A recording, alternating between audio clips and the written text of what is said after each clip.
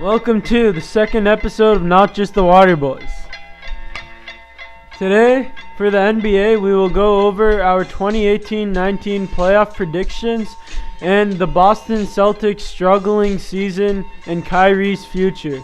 For the NFL, we will see if a couple new additions in free agency can make the Cowboys a real Super Bowl contender. Coming up.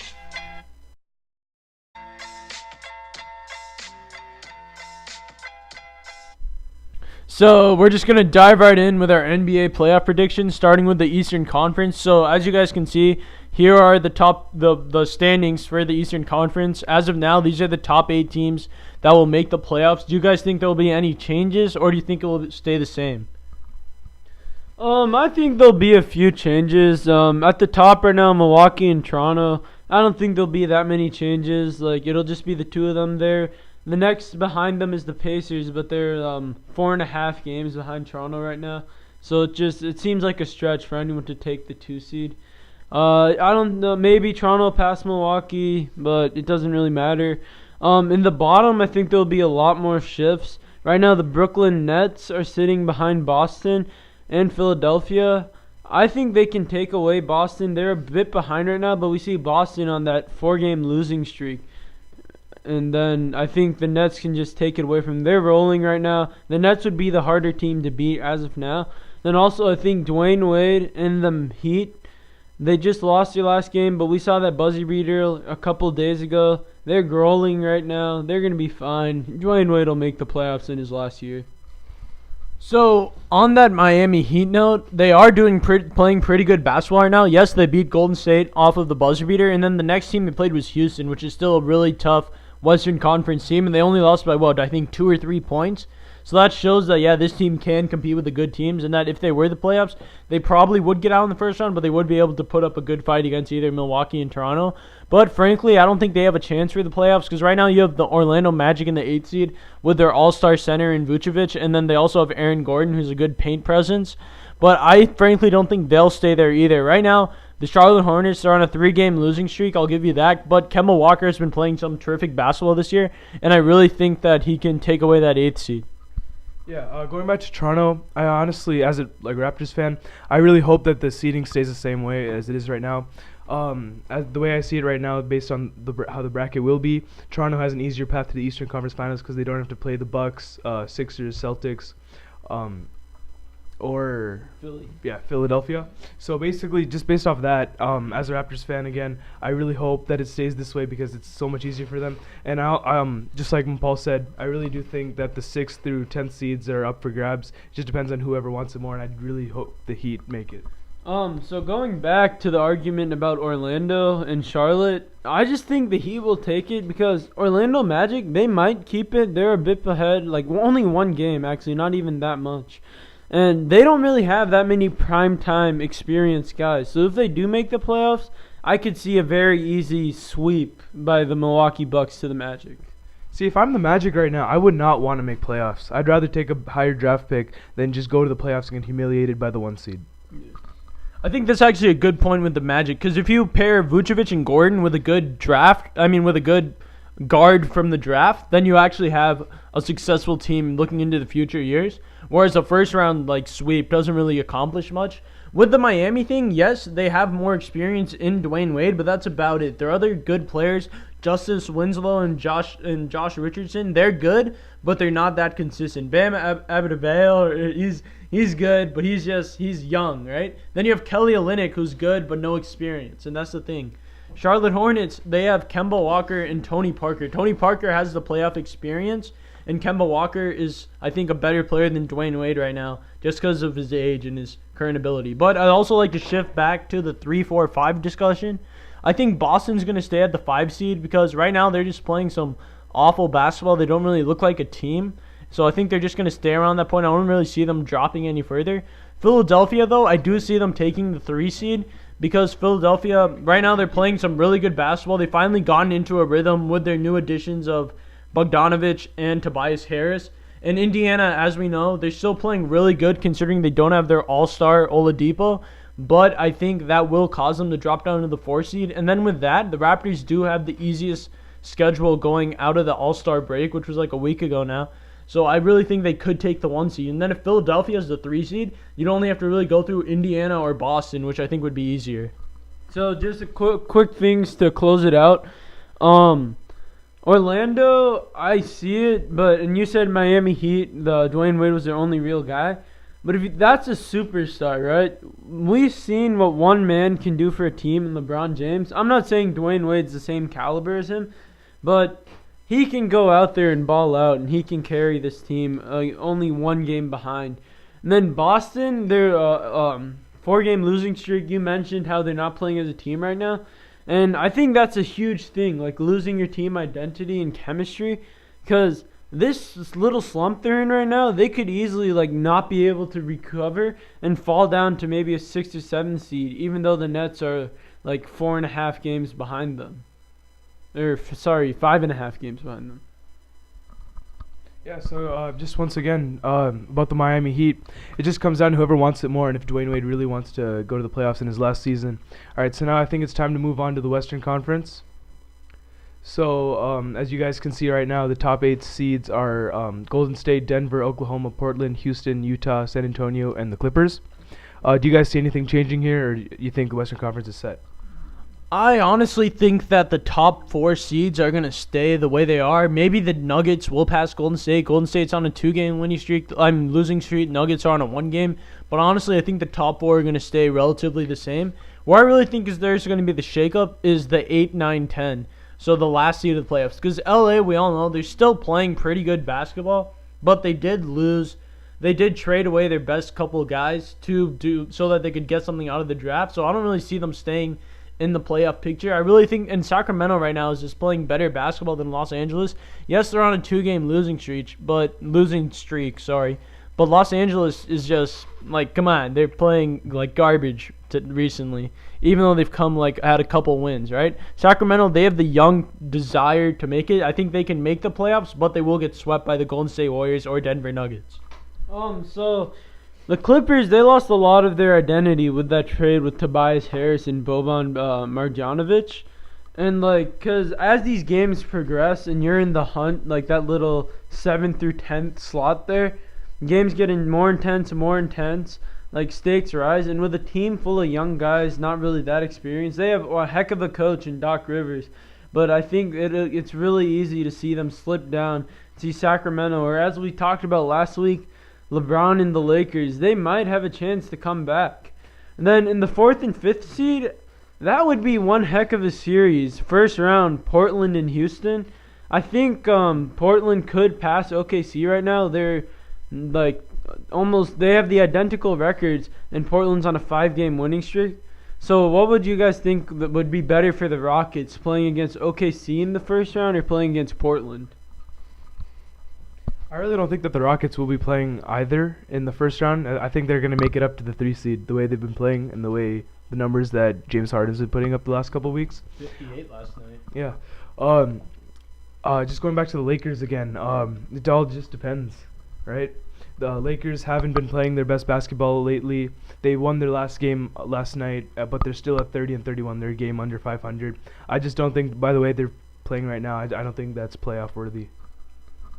I think Houston would benefit most if they were the 4 seed, so that they'd have the higher, because in the 4-5 game, they'd have the higher seed, so they'd have home court advantage against Portland. You don't think they could they could make it up to 3rd, right? But then as of now, they'd be going against Utah, which has one of the best defenses in the league, and their only main offensive threats, they have a couple of good guys, Chris Paul, then of course James Harden, the offensive beast, but Utah has one of the best defenses in the league right now, and that's why I'm even thinking right now they could trump Oklahoma City in the 3-6 game if it was the way it is right now. Because last year they beat Oklahoma City too, and you have Donovan Mitchell, the young star, Rudy Gobert, who could completely shut down Steven Adams.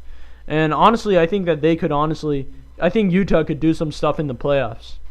So Utah, I think they're fine, but back to the Rockets, I really don't see them going to the 3 seed. I see Portland going there and then OKC staying as the 4 and them at the 5.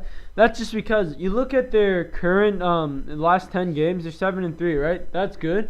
But their next 3 games are against the Celtics, Raptors, and Sixers. Those are all three good teams. As compared to Portland, who both of them have good, decent win streaks right now.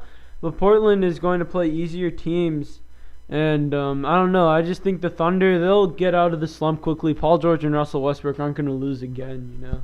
I think the real question for the West right now that we should be asking, because it's actually very interesting right now, who do you think could make the quarterfinals of the playoffs out of the West? Because that's only 4 teams making it on, 8 make it to the playoffs, right?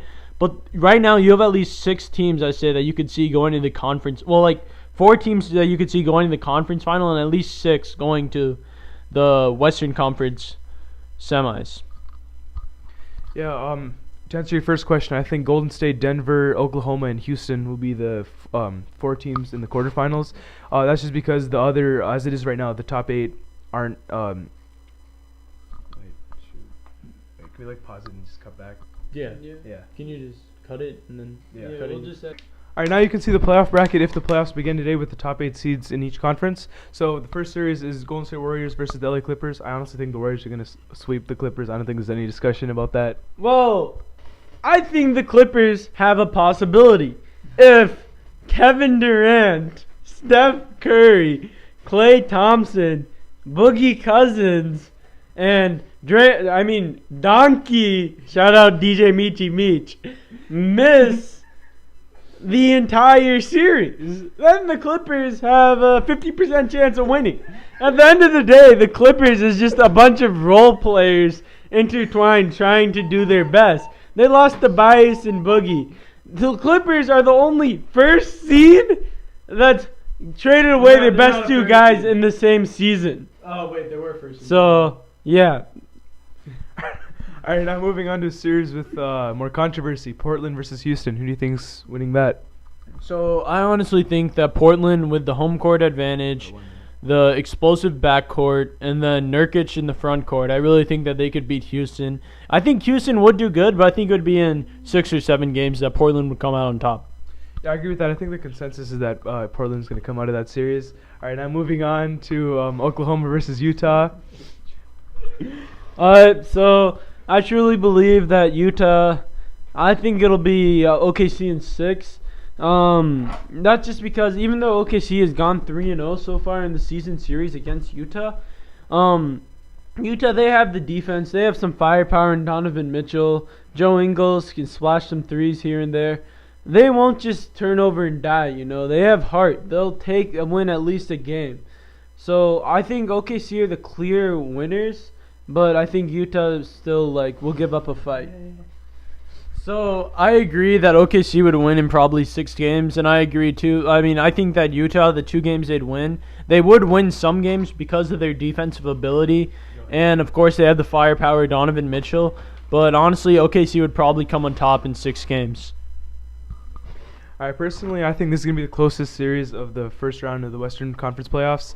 I think it's going to go to 7 games. Think OKC Utah will be closer than Portland Houston?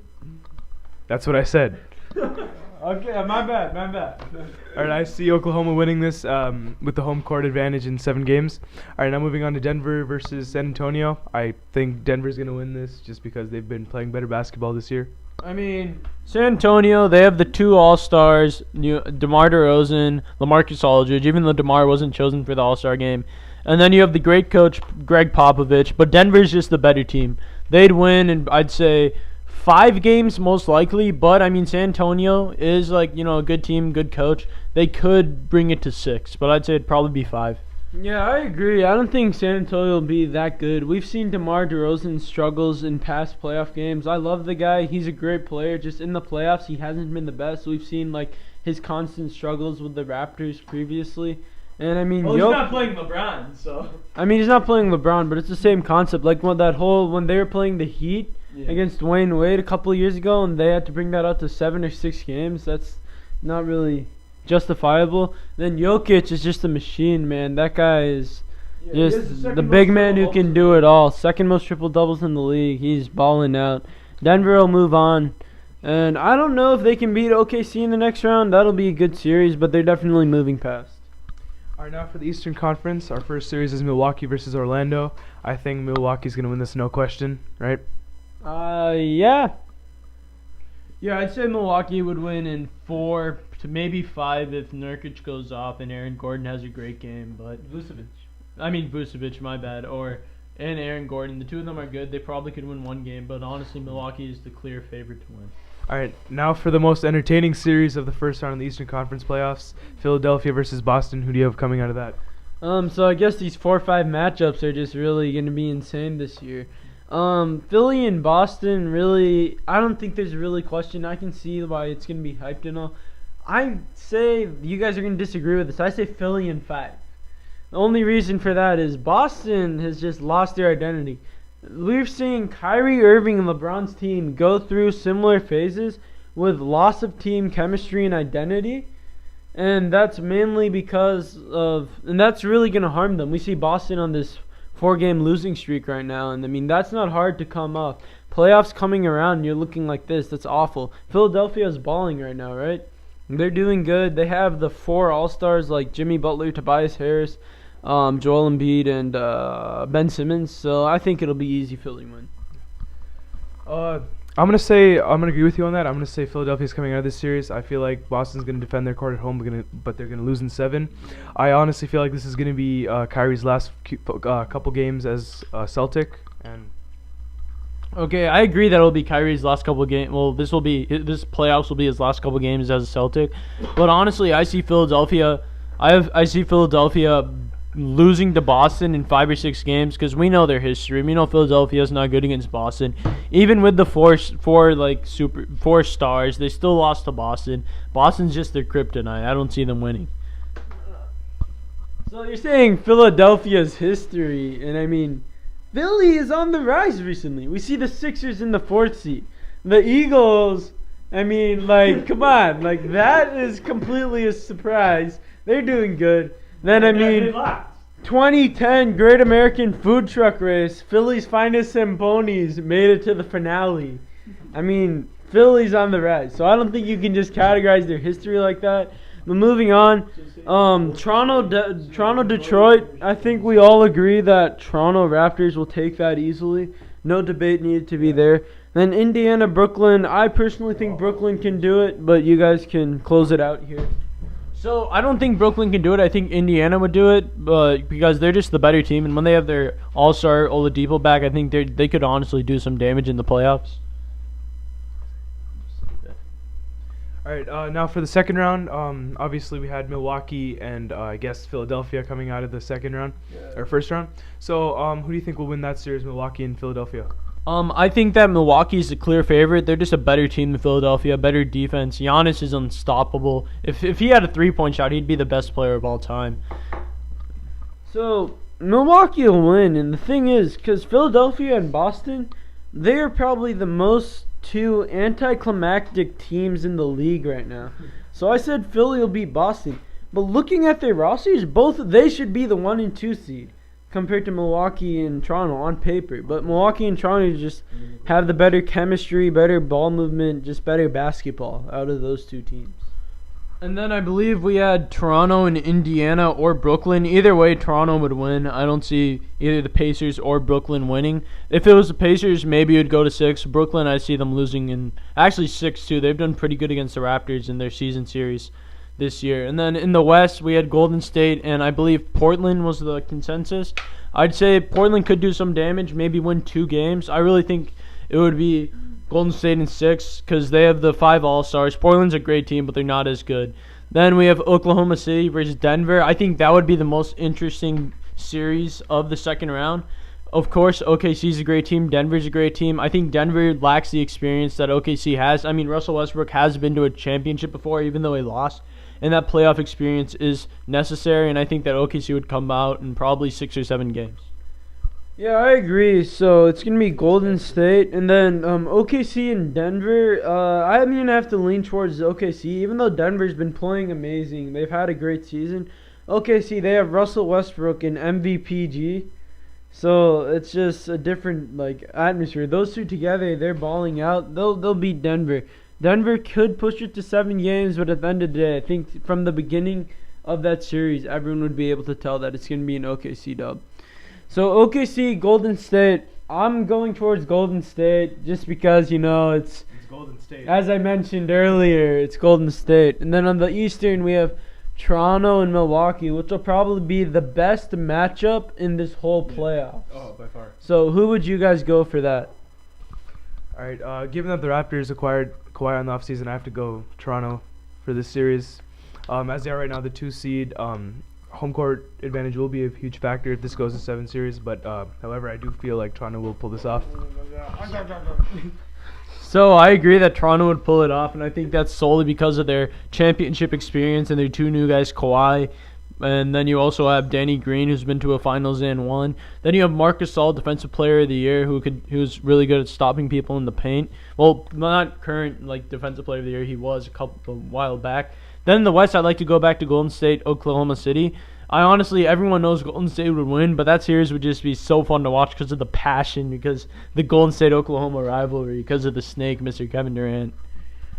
Yeah, I mean, that'll be interesting, but you can't really have an interesting fight between a rock and a stick. But going back to Milwaukee and Toronto, I'm leaning towards Toronto, not just because I'm an avid Raptors fans, but also because they don't just have Kawhi. They have Kawhi, Kyle Lowry, Pascal Siakam, who's proved that he can be an MVP candidate. Not MVP, definitely most improved player. He's balling out. He's going to be cold-blooded in the playoffs.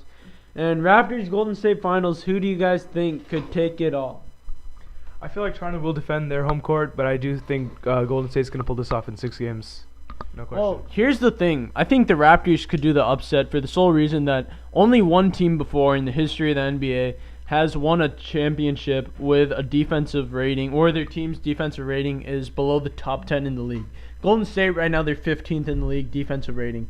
I don't think with that level of defense, even though you have 5 superstars, because Raptors, you gotta remember, you have people who can defend and score. Danny Green, 3-and-D, Kawhi Leonard, best 2-way player in the league. Marc Gasol, Serge Ibaka, both of their centers, great defensive players. Then you have Kyle Lowry. Yeah, he's not that good at defense, so Steph would have a good series. And then Pascal Siakam, he can play defense. His backup, OG Anunoby, the 2 of them were the ones going against LeBron a while back, and they did an okay job. So I think the Raptors could pull up the upset and win. So the thing is, right now, we're looking at the starters, right? So just based off starters alone, you have to give it to Golden State, the 5 All-Stars, right? But Raptors can contend. They have Kawhi Leonard, who can stop KD. I believe Kawhi Leonard is the only one in the league who can legitimately stop Kevin Durant and LeBron James. Pascal Siakam, he's better than Draymond.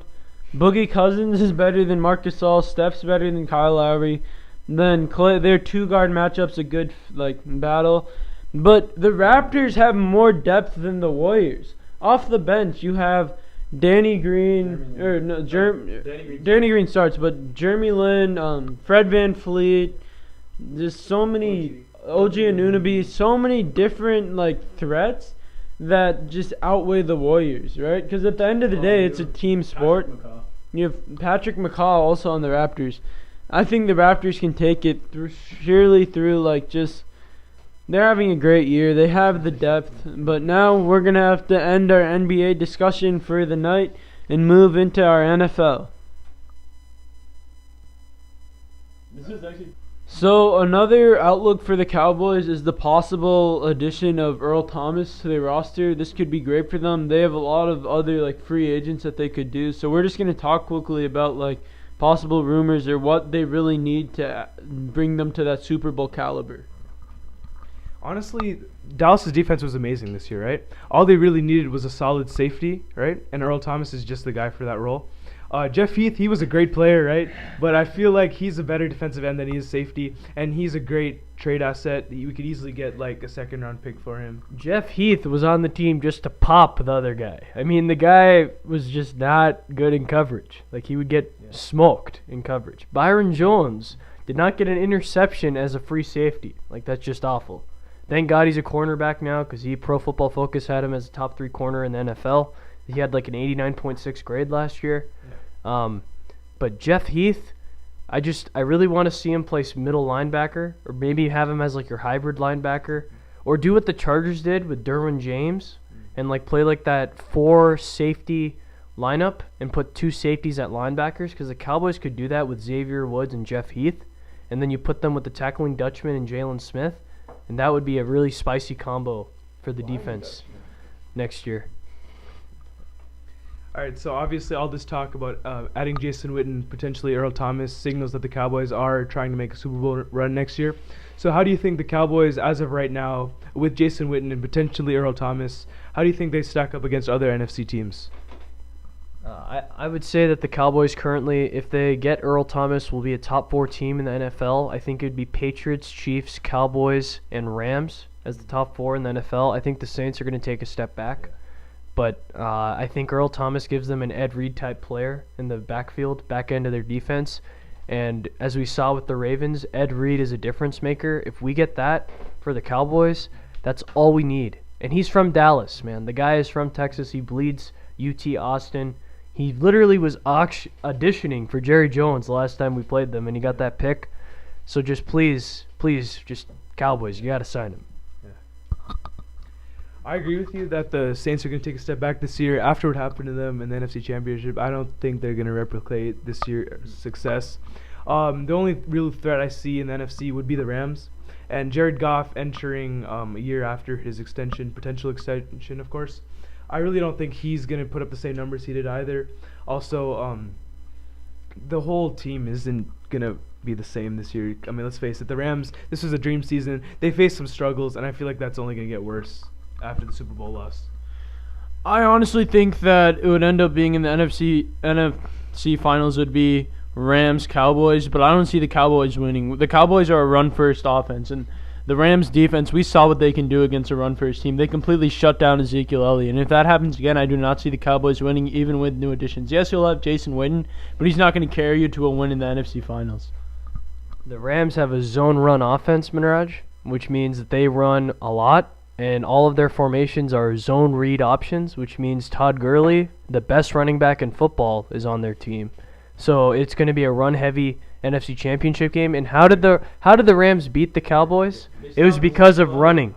They ran through the Cowboys. I didn't say that. Also, the biggest problem in that game against the Cowboys was that Dallas was never able to establish their run in that game. Ezekiel Elliott only had 50 yards in that game. So, and like Dallas obviously is a run-first offense, so they could never establish the play action or even get Dak Prescott into that game. Dak Prescott was never able to play in that game because he was never able to establish the run. And in order for the Cowboys to be competitive in the game, they have to establish the run. And I think the addition of Jason Witten is going to help them do that against the Rams. So, what Abby just said glorified what Minraj said and how the Rams shut down the Cowboys' run game, and that's why they lost. Rajwell, you brought up how the Rams are also a run-heavy team, but the Cowboys weren't able to stop them how the Rams did to the Cowboys. Minraj brought up how if the Cowboys are playing the Rams again and they're still run-heavy and the Rams can shut them down again, that's game. There's no way the Cowboys are going to win. Earl Thomas It doesn't matter. He won't do anything against the Rams. The Rams' offense doesn't affect the Cowboys' offense. It's completely separate. The Rams or the Cowboys going into that game just faced the run-heavy Seahawks, so their players were fatigued. And I think that's a huge factor defensively. Another big thing is DeMarcus Lawrence is about to get paid, and that is a bad man. On defense, you put him, and the linebackers are only going to get better. Like, our leading tackler was a rookie. So, and then Sean Lee, if he's healthy the whole year as a third option at linebacker, I think it really can stop the Rams. And the Cowboys have a better receiving core than the Rams with Amari Cooper. And I think that's the most underrated aspect, is who would you take, Dak or Jared Goff? I'd take Dak. Who would you take, Amari Cooper or Robert Woods? I'd take Amari Cooper. Even though you have Brandon Cooks, Robert Woods, Cooper Kupp, Amari Cooper is better than all three of them, and that's what you need in the playoffs. I think another factor that we're overlooking is the fact that that NFC divisional round game was in Los Angeles. So I feel like seeding is going to play a huge role in the NFC playoffs this year. Because, I mean, obviously I think the Dallas is going to be a better regular season team just based on the schedule that they have this year and just the fact that Rams are obviously going to regress. The Redskins have no direction at quarterback. That's 2 wins. The Giants still have faith in Eli Manning for some dumb reason. So that's 2 more wins. The Eagles are playing Carson Wentz, not Carson Wentz, Carson Wentz. So that's another step back. That's probably at least a dub there. Yeah. And I mean, look at that. That's already 5 wins. Then you're gonna probably play like the Bungles or some other team, and then I mean, it's a guaranteed 10, 11 wins, and they're definitely gonna be in. I think the Cowboys will be the number 2 seed at least in the NFC. So you mentioned the Giants and how Eli Manning they still have faith in him, but there were rumors of Russell Wilson to the Giants. How do you think this could affect the Cowboys' future success in the NFC? All right, so based on the slim chance that Russell Wilson actually does leave Seattle, I really don't think that's gonna make much of a difference because the whole New York Giants organization is a train wreck right now. Let's be honest, OBJ, you can't win games with a diva wide receiver. Barkley. That's been established in the league, and that's been a principle for the last 30 years. You can't win when your players are making fun of management behind the scenes. And Nick Foles, I think if Nick Foles ends up on the Redskins or Giants, that team is going to be a wild card team just because that guy has some magic in him. And I really do think if he goes to Washington, for example, that could easily be a 6 seed in the NFC and make it to the second round of the playoffs. That's underrated. We could honestly, the Cowboys will see Nick Foles in the playoffs. So Nick Foles, I think he's the Linsanity of basketball. Yeah, he had some great games when no one was expecting him as the backup, but I don't think it's not gonna carry throughout. He's not gonna have that magic that he's had the last couple of years. I think he's gonna run out of the magic and be a little worse and not really be as much of a factor as everyone thinks he's gonna be. I mean, obviously, Nick Foles is a system quarterback, so if he does go to a different team, he's obviously going to play different, but I still feel like he has the magic in him. I feel like he has a couple good seasons left in him, and if a team like the Jags or Giants really want to take a chance on him, I think he's going to put up good numbers. I could see Nick Foles. I think the most underrated place for Nick Foles, the Dolphins, because Brian Flores is under the Bill Belichick tree, and all he needs is a clutch quarterback, and I think the Dolphins are going to be really, really good, because their defense is so underrated. Cameron Wake, Minka Fitzpatrick, they have Rashad Jones. They have so many all-pro players and so many guys Kiko Alonso. The guy is a bruiser. That's what you need on defense. And offensively, they're just a quarterback away. Tannehill's, I'm sorry, but it's like the Drew Bledsoe, right? He's injured. He's good, but he's injury prone. Yeah. So I think if Nick Foles goes to Miami, I think Brian Flores, with that defensive mind, with a clutch quarterback, I think Miami could really make some noise. So I think that's the most smartest choice for Miami. And Nick Foles as well. So just the last thing before we close out. Draft is coming up. Do you guys think the Cowboys could acquire any big or really helpful guys from this coming draft? I don't think they. Okay, so now we're going to be shifting gears from basketball to football, starting with the Dallas Cowboys acquiring Jason Witten coming back out of retirement. We have our guest, Rajpal Ball, to talk about this with us. Jason Witten is a phenomenal asset, someone who's really looked up to in the locker room, someone who Dak Prescott clearly admires, someone who Zeke Elliott clearly admires. He's the Cowboys' Iron Man. He's the one that the Cowboys can rely on third down. He's a guaranteed catch. He's a phenomenal guy, and I think he could potentially evolve into an offensive coordinator or head coach because he's really tight with Jerry Jones, and he's just a phenomenal man and a phenomenal role model for all these young guys to look up to. Another big thing is every single other tight end on the Cowboys is trash. So getting this guy is a huge upgrade, even though it's only 500 yards a season, 60 catches. I think it's a great asset for the Cowboys, and it makes them Super Bowl contenders next year. Yeah, so the addition of Jason Witten makes the Cowboys a better Super Bowl contender in 2 ways. It makes the locker room more united because they need someone older that has more experience in the NFL in playoff-tested scenarios that can lead these younger players. Because Cowboys are one of the youngest teams in the NBA. I believe their average age is 24. They really need someone that has established himself in the league. And just a perfect guy for the job would be Jason Witten because he's a future Hall of Famer already. His career numbers in Dallas are unbelievable. And the second part to it would be what he does for the offensive line. Dallas is a running team. The whole league knows that. No one knows that better than the Cowboys. Just in this 1 year, before this year, Dallas's offensive line was regarded as one of the best in the league, of course, next to the Raiders and the Baltimore Ravens.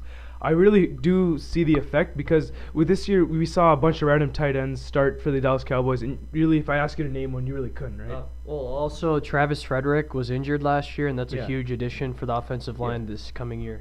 Well, of course, there's injuries to take into consideration, but the same production, like Jason Witten, his best, arguably his best quality is his run blocking. Because when he plays, he's effective because he's 6'6", and he's a huge guy, and he can do that just as good as he runs short routes. So one big issue I would see with Jason Witten is if you're looking at it long-term wise, he's not going to be on the Cowboys for now forever. Like, I'd say max 2 more years after this re-sign. We just want the ring. I understand just wanting the ring, but this could be very detrimental to the future of the Cowboys. Just if he still has his old habits of like hogging reps in practice and games, because currently the Cowboys, I agree, their other tight ends are trash, but that's mainly because that Jason Witten took away a lot of their development with hogging reps in practice, which harmed the other players and coaches. So I think it's a good thing that Jason Witten re-signed. I mean, the whole analyst thing was kind of garbage anyway, and I think if he does have a career after playing, it would probably be as a coach. He probably shouldn't become an analyst again. That was a train wreck. But yeah. And that wraps up this week's edition of Not Just the Water Boys. Check back next week for our next episode.